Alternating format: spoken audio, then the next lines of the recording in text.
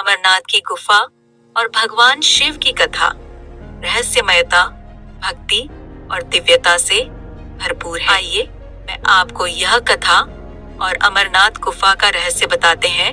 Video में अंत तक बने रहे। बहुत समय पहले की बात है। सृष्टि के निर्माता ब्रह्मा, पालनकर्ता विष्णु और संहारक शिव तीनों अपनी अपनी शक्तियों में लीन थे। परंतु शिव जी के मन में एक गूढ़ चिंता, ऐसा रहस्य जिसे वो केवल एक बार किसी को एकांत में बताना चाहते थे, अमृता का रहस्य। पार्वती जी वर्षों से शिव से अनुरोध कर रही थी कि वे उन्हें अमृता का रहस्य बताएं, वह ज्ञान जो मृत्यु पर विजय पा सकता है। बहुत समय तक शिव जी ने टालते हुए कहा, यह रहस्य इतना शक्तिशाली है कि यदि कोई भी अनधिकृत प्राणी इसे सुन ले तो वह अमर हो सकता है।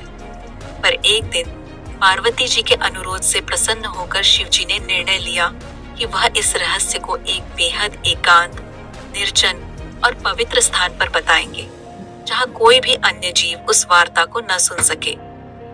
यात्रा का आरंभ की शुरुआत शिव जी ने नंदी बैल, गणेश, नाग, बाघ सबको अलग अलग स्थानों पर छोड़ना शुरू किया। यहाँ तक कि उन्होंने अपने 5 मुखों से निकली 5 अग्नियों को भी शांत किया और सभी जीवधारियों से दूर हिमालय की गहराइयों में स्थित एक रहस्यमयी गुफा की ओर प्रस्थान किया। यह वही गुफा थी जिसे आज अमरनाथ गुफा कहा जाता है। इस यात्रा को अमर कथा यात्रा भी कहा जाता है। गुफा के भीतर का रहस्य। जब वे गुफा में पहुंचे, उन्होंने पार्वती जी को सामने बैठाया और बाहर कालाग्नि रुद्र को पहरे पर तैनात किया कि कोई जीव जंतु भी न घुस सके। उन्होंने अपनी जटाओं से एक अग्नि उत्पन्न की और पूरी गुफा को प्रकाशमय कर दिया। तब शिव जी ने कहना शुरू किया, जब सृष्टि का अंत होता है तब भी कुछ तत्व अमर रहते हैं। आत्मा न तो जल में गलती है, न अग्नि में जलती है, न वायु उड़ा सकती है। इस आत्मा को जानने वाला ही अमर होता है। और उन्होंने धीरे धीरे मोक्ष, योग, प्राण और ब्रह्म ज्ञान के वो रहस्य बताए जिसे सुनकर मृत्यु पर विजय पाई जा सकती है।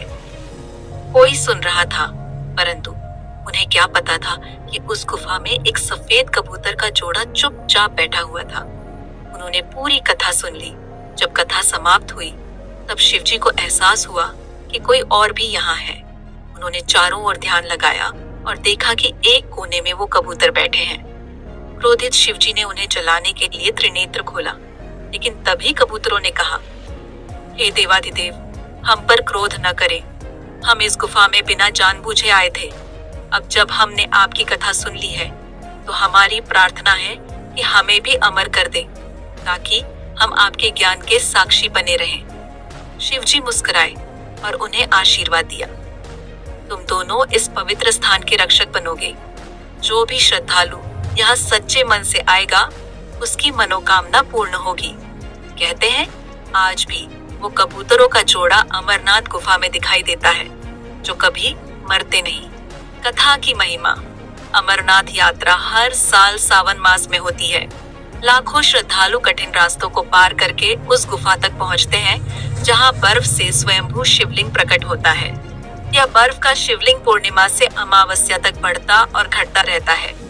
यह भी अपने आप में एक रहस्य दोस्तों है। आगे इसी तरह की कथा और कहानी जानने के लिए फेसबुक पर देख रहे हैं तो फॉलो करें और यूट्यूब में देख रहे हैं तो सब्सक्राइब करें। धन्यवाद। मिलते हैं एक नई वीडियो में।